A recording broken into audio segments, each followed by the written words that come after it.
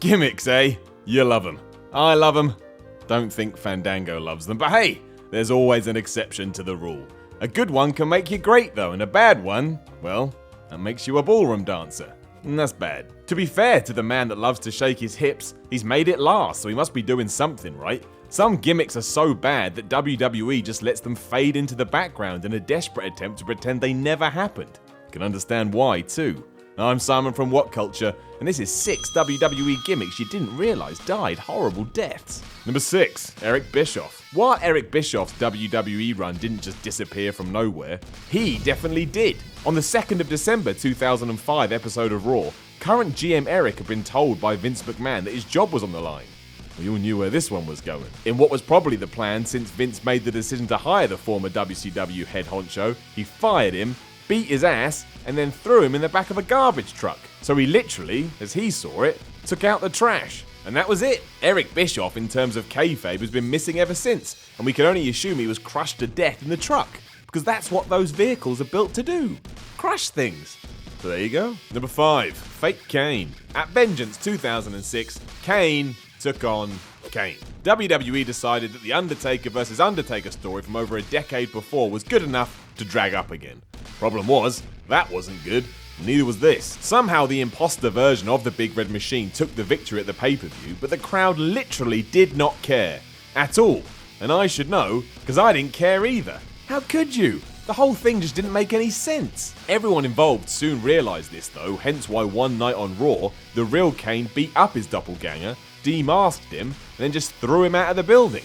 For starters, we never got to see who was playing the character, so that was dumb. Secondly, why didn't the guy just walk back in the door?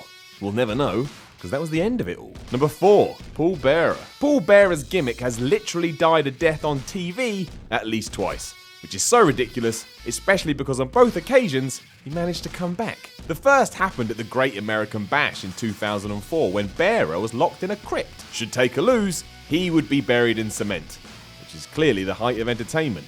Oddly enough, however, the Phenom won, but still decided to kill off his manager.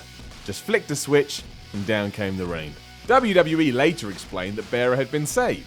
By magic, I would assume.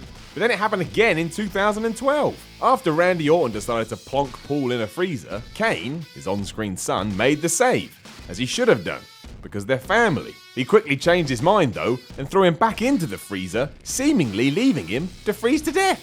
Poor Paul Bearer. Never stood a chance. Number 3, the Spirit Squad. When the WWE decided the Spirit Squad had served their purpose, which was a bit mean given they were jobbed out all the time, they came up with the most wonderful way to get them out of the company. After they lost to a reformed DX, again, Triple H and Shawn Michaels threw the crew into a giant box. Now, that's weird enough, but the insult to injury came when a postage address was stuck onto said box. And what did it read? Well, it was the address for OVW, WWE's developmental territory, which was essentially the company's way of telling both the squad and us that they weren't ready. Funnily enough, they've popped back up again on SmackDown recently, so it clearly took them a very long time to get back from Louisville. Number 2, Biker Taker. At Survivor Series 2003, The Undertaker was buried alive by Vince McMahon. Out of context, that just sounds nuts. And even with context, it's not great. As Takes was all but ready to murder McMahon though, his fake brother Kane ran out to help the chairman of the board. They turned the tables, threw The Undertaker into the ground, and murdered him. Surprisingly enough, this wasn't actually all that bad, because the point of it was to do away with The Undertaker's biker persona.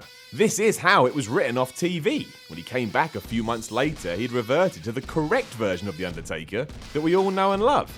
So in many ways, I'm glad this happened. The gimmick still did just disappear without trace though. Number 1, Muhammad Hassan. Where is Muhammad Hassan now within the realms of the story? The answer is, he's dead. Because if he's not, it means he's still lying on a concrete block somewhere in New York. At the Great American Bash 2005, however, The Undertaker was charged of getting the controversial Hussein off our TV screens by powerbombing through the stage as everyone and their dog claimed he'd been destroyed. There was never another mention of his name again. We were all left wondering what on earth had happened.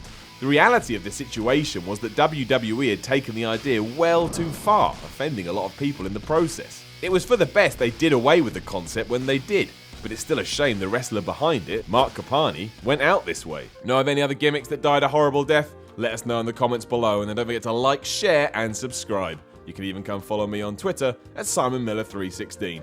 I'm Simon from WhatCulture, and I'll chat to you again soon.